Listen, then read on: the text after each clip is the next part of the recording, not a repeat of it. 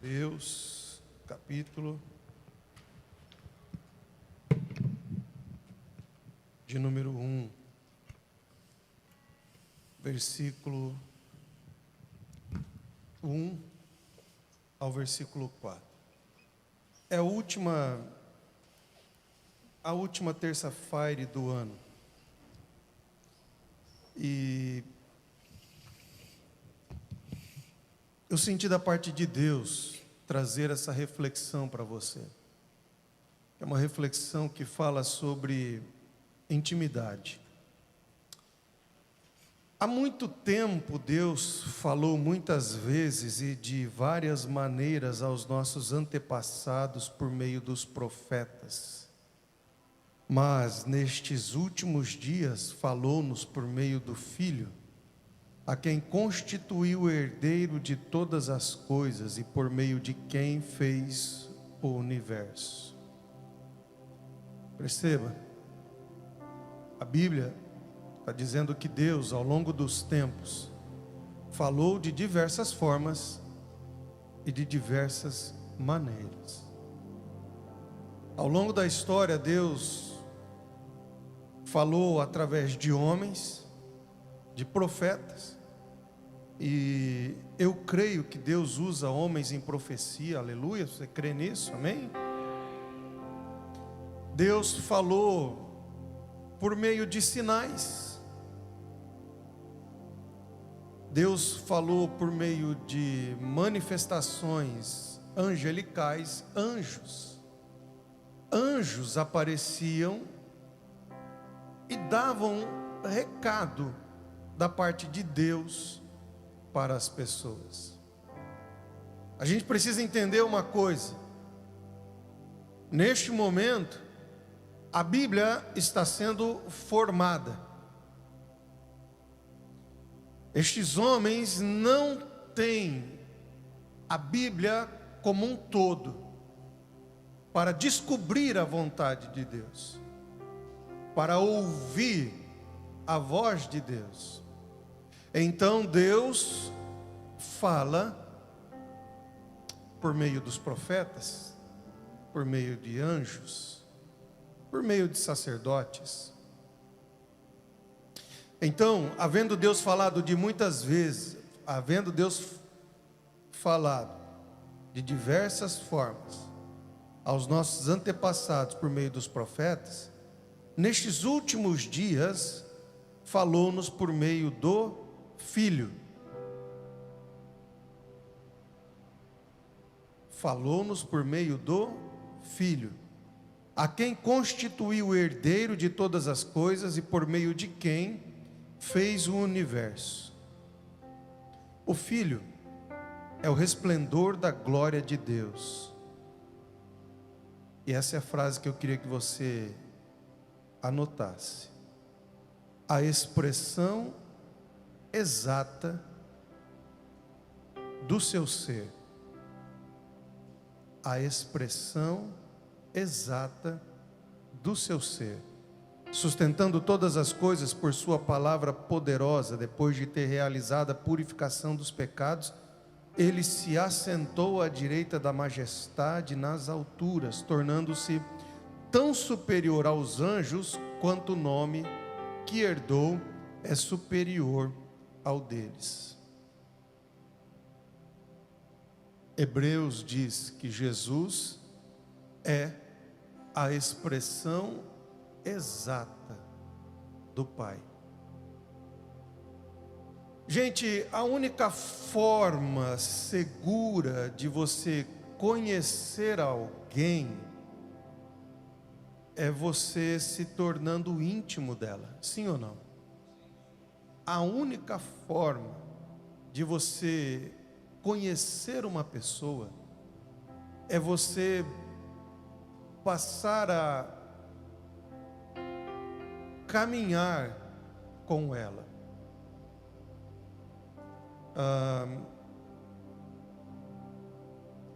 Tenho certeza que Cairo e Mary tinham uma noção antes do casamento de como cada um se comportaria.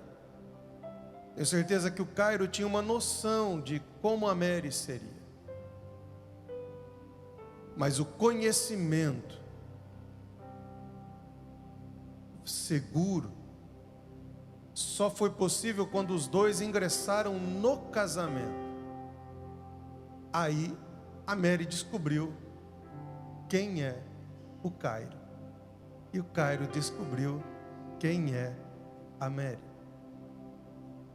Assim é também com as amizades. Você pode ter uma noção,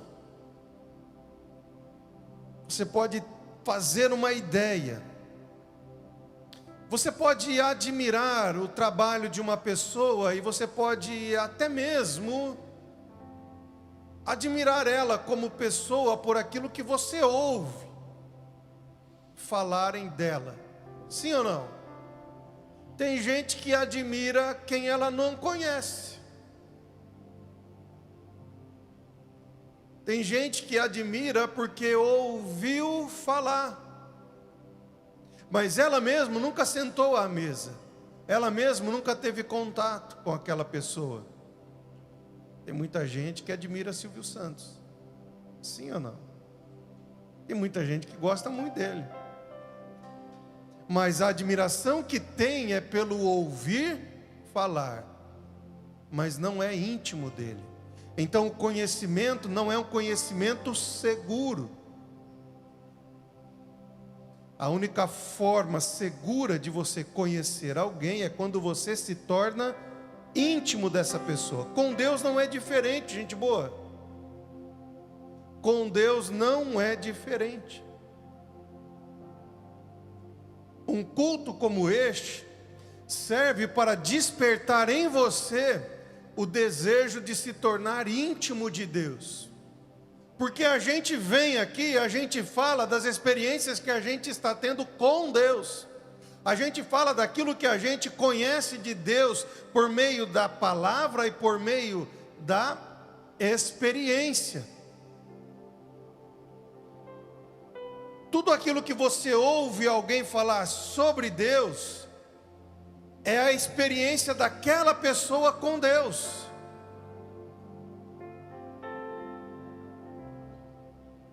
E essa experiência, ela pode gerar em você curiosidade, pode gerar em você um despertamento, ela te ajuda a formar uma ideia sobre o que é andar com Deus. Quem está comigo aqui diz amém, gente. Ela pode te ajudar a formar uma ideia, mas você só vai conhecê-lo de fato quando você passar a andar com Ele.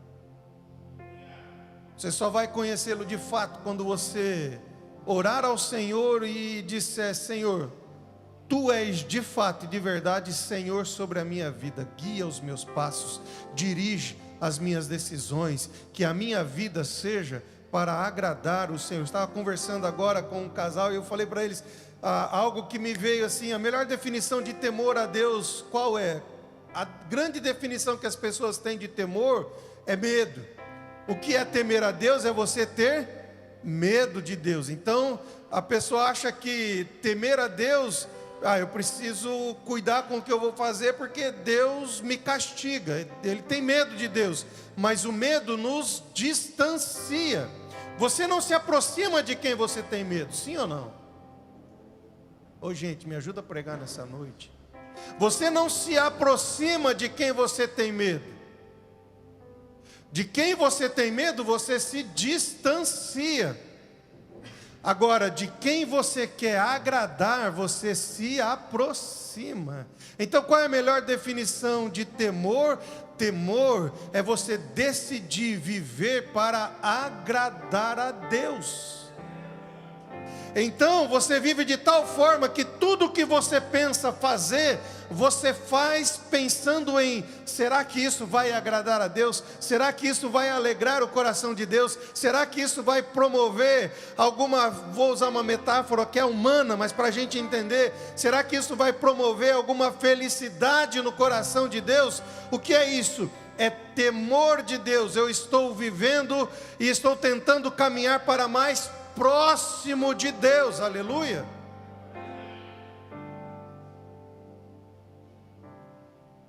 Para você conhecer alguém, você precisa desejar andar sobre Deus. Essa é uma frase que eu vou escrever, vou colocar na internet. A Bíblia fala sobre Deus para despertar em você o desejo de andar com Deus.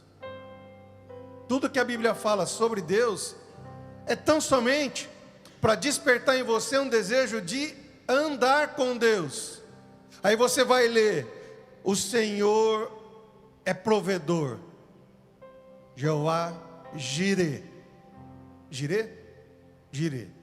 Nissi é bandeira, certo? O Senhor é provedor. O Senhor é a minha bandeira. Ou seja, Ele é o estandarte que eu levanto em tempos de guerra. Bandeira é algo que você levanta em tempos de guerra. O Senhor é a minha luz.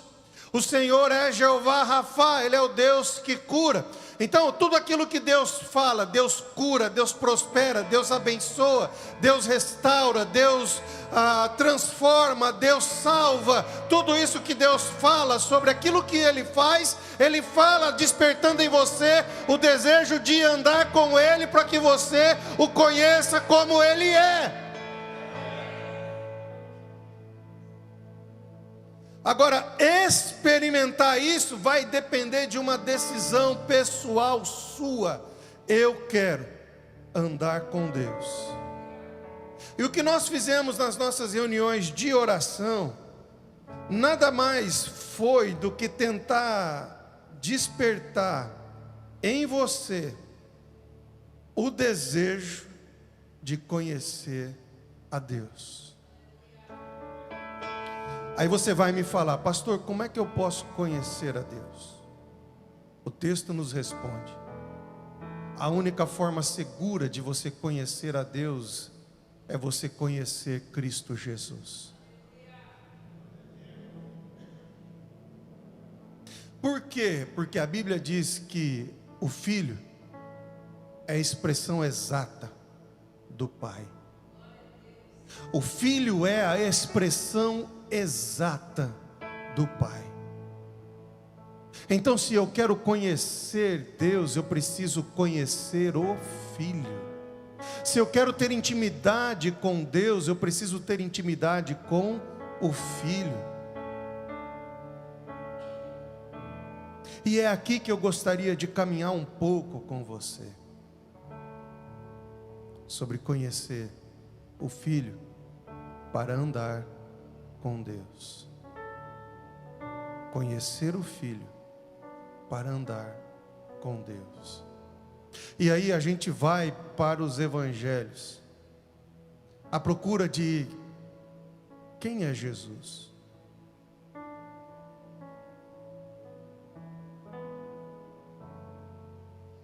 O que ele fazia, como ele agia, o que ele ensinou. Você precisa ter uma base, meu querido irmão, minha querida irmã, você precisa ter uma base. Sem essa base, qualquer discurso sobre Jesus tem legitimidade.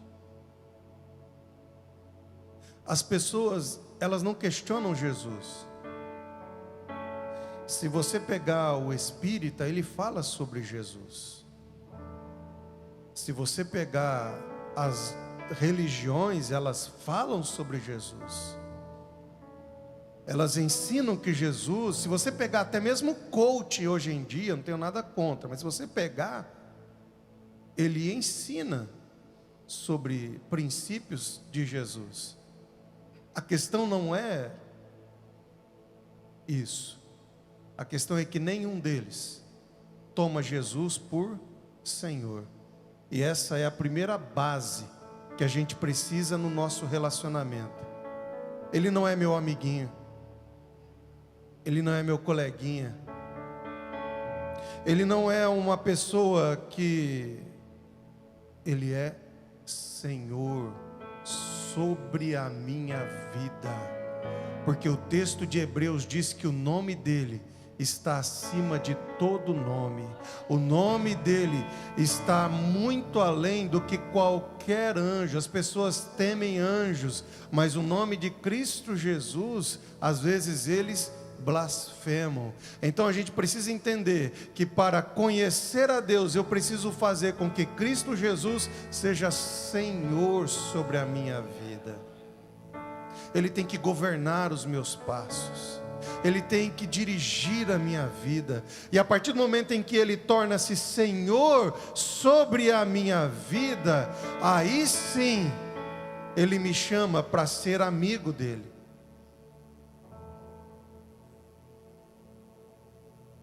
O problema é que as pessoas querem chamar Jesus de amigo, mas não querem fazer com que Ele seja Senhor sobre a vida deles.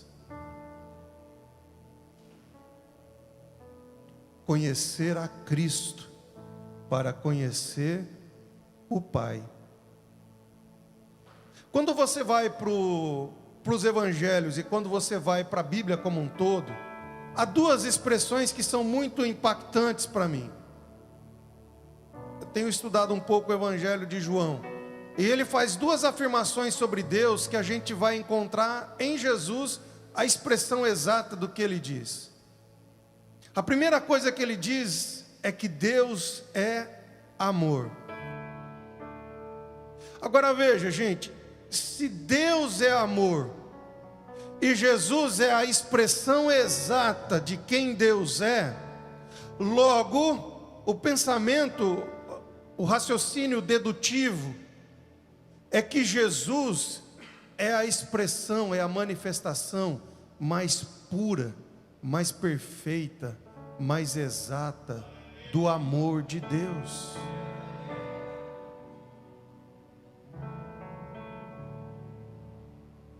Jesus é a expressão mais perfeita do amor de Deus. Agora, o que isso significa?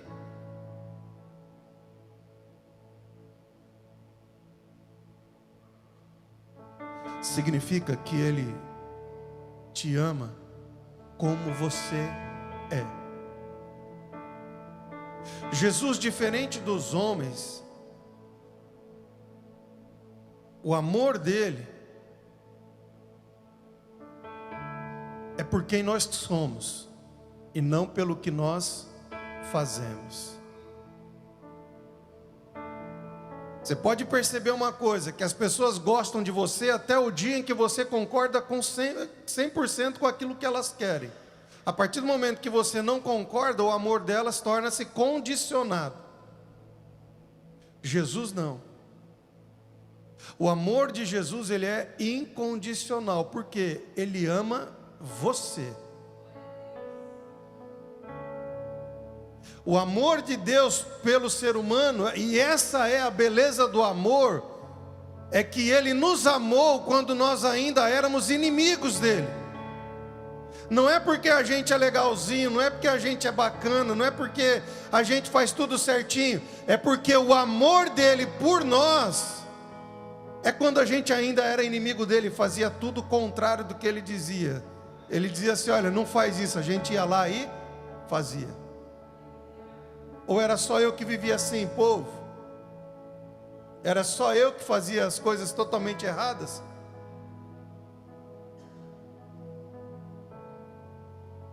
Primeira coisa sobre o amor de Deus é que Ele nos ama como nós somos. Ele nos ama como nós. Ele nos ama como nós. A segunda coisa do amor de Deus é que Ele se recusa a deixar como nós nos encontramos. Você percebe a diferença? Ele te ama como você é, mas se recusa a te deixar como você está.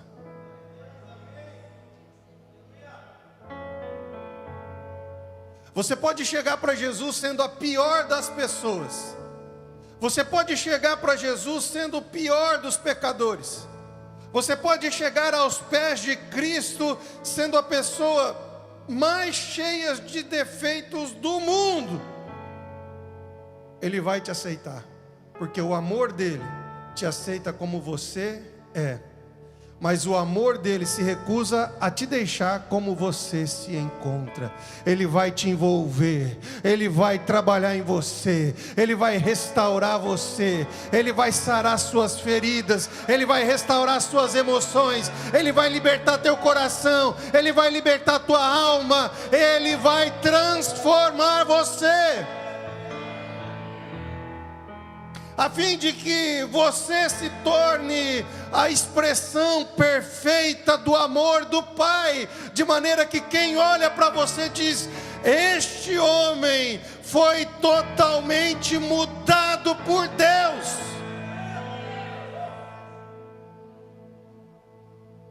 Duas verdades sobre o amor de Cristo: Ele te aceita como você é, mas Ele se recusa a te deixar como você está.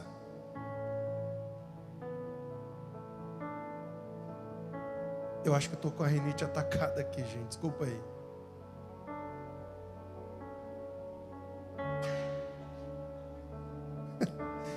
Perdão. A última verdade para a gente orar. E eu queria que você nessa noite mergulhasse no amor de Cristo, para que você começasse o ano de 2022 desejando ser íntimo desse amor, desejando ser plenamente envolvido por esse amor. E é uma frase tão maravilhosa de Jeremias. Ele diz: com amor eterno eu te amei, e com laços de ternura para perto de mim eu te atraí. Você está achando que é o sofrimento que está te levando até Cristo, quando na verdade é o amor de Deus que está te aproximando de Cristo Jesus. Mas a última lição sobre este amor: Ele te ama como você está, Ele se recusa a deixar como você se encontra, e por fim, entenda que Ele vai te amar até o fim. Essa é a hora para você jogar a cadeira para o alto assim, sabe? Dá aquele glória a Deus de tremer a igreja assim. Irmãos, não há possibilidade de Jesus não te amar. Não há possibilidade dele não amar você. Pastor, como o senhor pode falar isso? Veja, gente, eu ia falar que é matemática pura, mas não há possibilidade de Jesus não te amar. Por quê? Porque Ele não pode contrariar quem Ele é. Ele é a expressão exata de quem o Pai é. O Pai é amor, e o Pai não nega quem Ele é, o Filho não nega quem Ele é. A essência de Jesus é amar você, e amar você até o fim.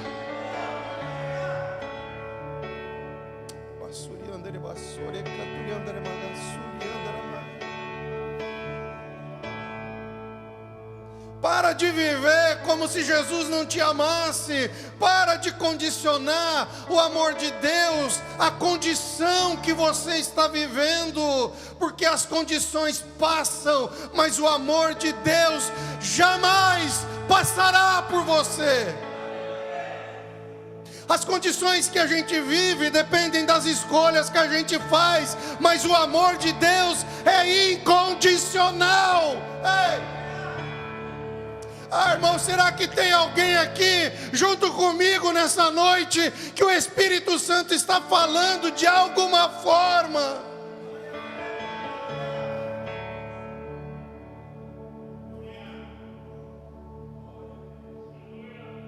Ele não pode contrariar quem Ele é na sua essência.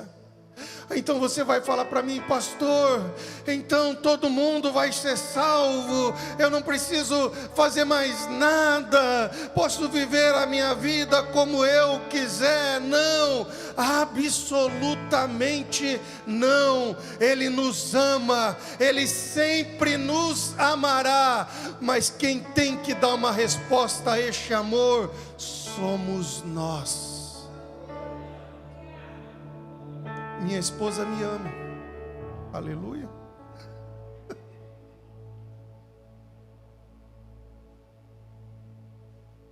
Eu amo as minhas filhas. Deixa eu usar uma metáfora diferente. Eu amo as minhas filhas. E eu amei todas elas antes de vê-las. Quando elas estavam sendo geradas no ventre da mãe, todos os dias, a gente acompanhava a barriga crescendo. E todos os dias, a gente agradecia a Deus porque elas eram o nosso milagre. Nós sonhamos muito com elas e desejamos muito elas. Então a gente foi acompanhando todas as etapas. Eu amei as minhas filhas quando eu coloquei os meus olhos pela primeira vez sobre elas, deitadas numa incubadora,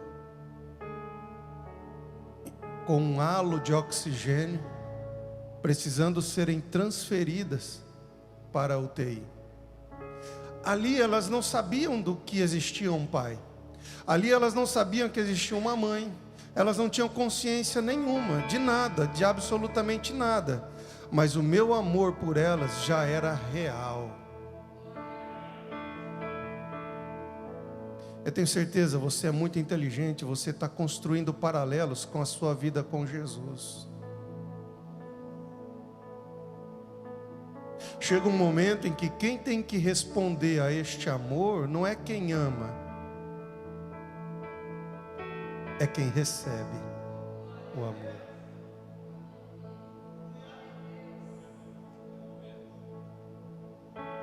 Ele te elegeu como alvo do amor dele. Ele disse assim: Olívio, eu vou acertar você em cheio com o meu amor. Eu vou fazer com que a sua vida transborde da minha presença, transborde do meu amor. A minha essência virá sobre você. Chega uma hora, irmãos, que quem tem que responder a isso somos nós, que nos tornamos conscientes de quão precioso é este amor, de quão maravilhoso é este amor, de quão, sabe, sem palavras a gente fica para definir aquilo que nos trouxe paz, que roubou a nossa tristeza, que tirou o nosso opróbrio, que tirou a nossa vergonha, que rasgou o nosso pecado e que nos colocou em um reino de amor, aleluia. Irmãos, coloque-se em pé em nome de Jesus. Ele nos ama e sempre nos amará, mas a gente precisa dar uma resposta positiva para este amor. E a gente está terminando um ano de oração.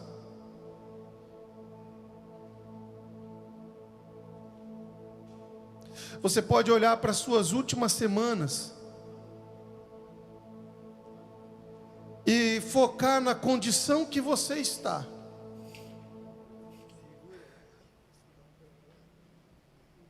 E condicionar o amor dele.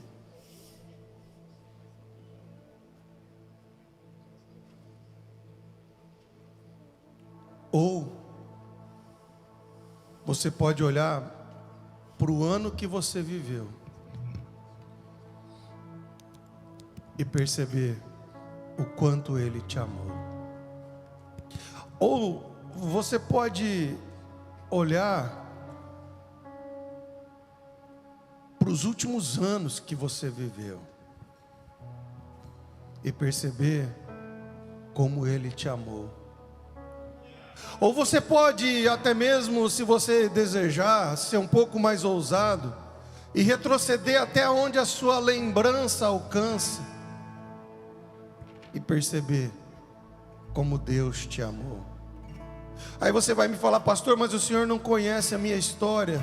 É uma história sofrida, é uma história de tristeza, é uma história de lutas, é uma história de tantas dificuldades que eu enfrentei na minha vida. Sim, eu sei, porque a sua história, ela também faz parte da história de muita gente que sofreu como você sofreu, que foi maltratada como você foi maltratada, mas o amor de Deus estava ali, protegendo você, para que o pior não acontecesse com você. Machucaram você, mas não ceifaram a sua vida, pisaram em você, mas não arrancaram de você a sua alegria de viver. Irmãos, veja Deus na sua vida, ressignifique os seus dias.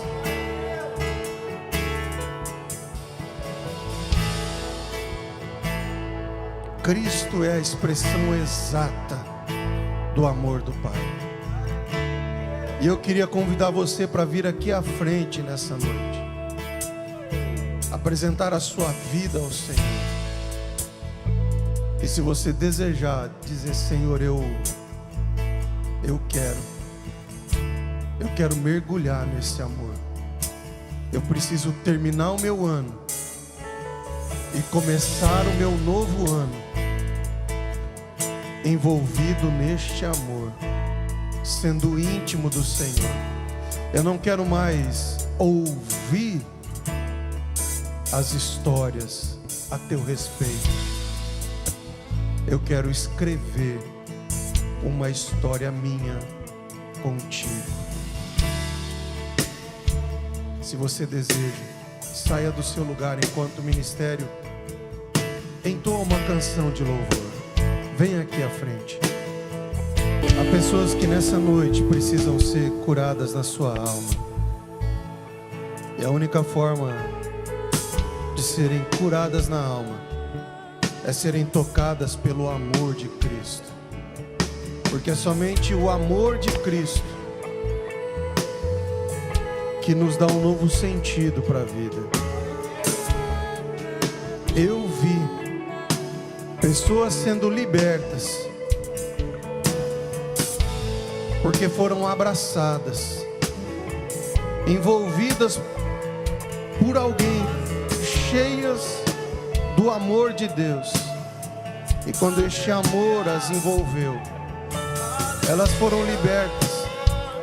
libertas do medo, libertas da insegurança, libertas da tristeza na alma.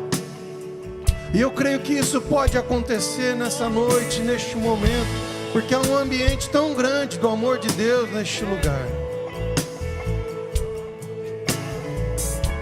Vem Espírito Santo, vem Espírito Santo derramando sobre nós uma porção nova do amor do Pai, uma porção nova do amor do Pai. Espírito Santo, nós clamamos ao Senhor para que a tua igreja tenha uma dimensão mais clara, uma percepção mais nítida do amor do Pai através de Cristo Jesus. Esse amor que nos aceita como nós somos, falhos, imperfeitos, cheios de fraqueza, Jesus, cheios de erros, cheios de julgamentos, cheios de pré-julgamentos. O Senhor nos aceita exatamente como nós somos. Mas Deus nos dá também a dimensão perfeita do teu amor, que é nos transformar, se recusar a nos deixar como nós estamos. Por isso eu oro, Deus, para que a gente entenda esse processo que a gente vive, de transformação, de mudança, de ressignificação da vida, de abandono de velhos hábitos, de aquisição de novos hábitos. Nos dá paciência para vivermos nesse processo, nos dá perseverança, Jesus, para não corrermos neste processo, Pai, em nome de Jesus. Santo, Santo, incomparável é o Senhor, Santo, incomparável é o Teu amor por nós. Deus, há pessoas aqui dentro,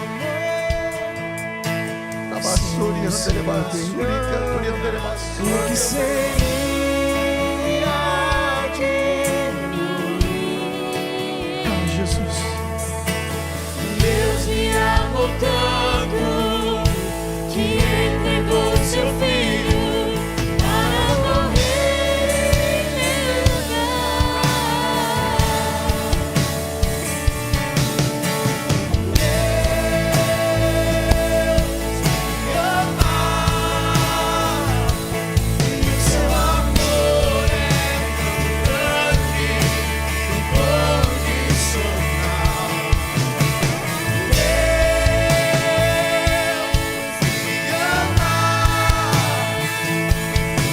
Está sempre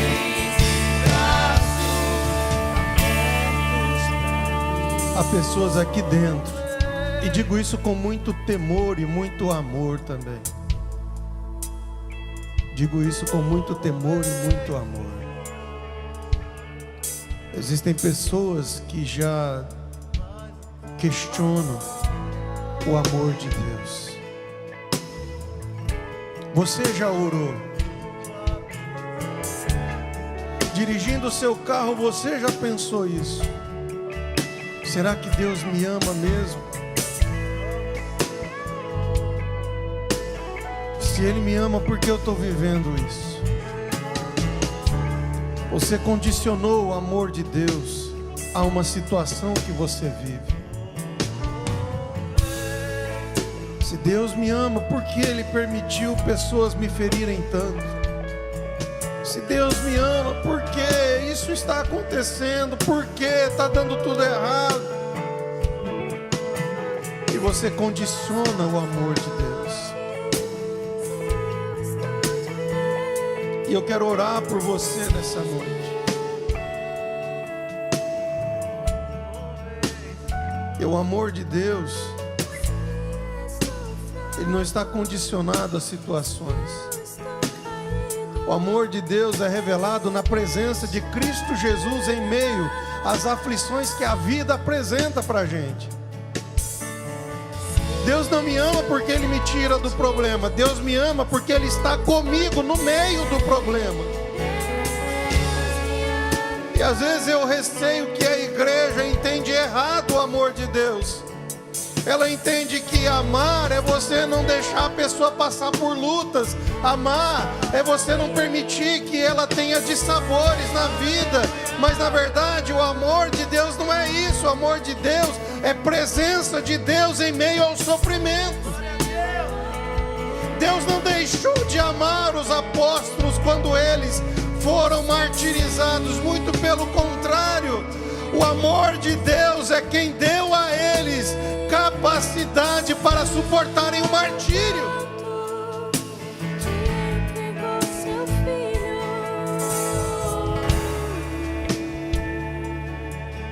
Deus não deixou de amar você porque você está passando uma crise na sua vida. Ele continua te amando. Mergulha nesse amor. Pai, eu oro para que o Senhor esteja renovando o entendimento do Teu Filho, libertando ele dessa escravidão mental, emocional, espiritual, que condiciona a manifestação do Teu amor ao momento que ele está vivendo.